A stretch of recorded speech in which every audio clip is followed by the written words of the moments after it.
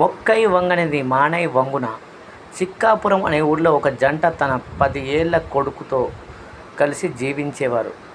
వాళ్ళ కుమారుడు ప్రతిరోజు పాఠశాలకు వెళ్ళేటప్పుడు చిరుతిళ్ళ కోసం డబ్బులు అడిగి తీసుకెళ్ళేవాడు.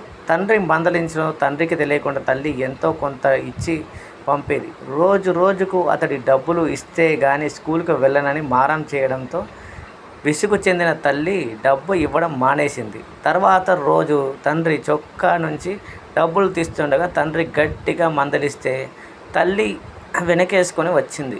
ఒకరోజు దుకాణంలో దొంగతనం చేశాడని దుకాణ యజమాని చెప్పడంతో తల్లి మావాడు అలా చెయ్యడని అతడితో గొడవపడింది.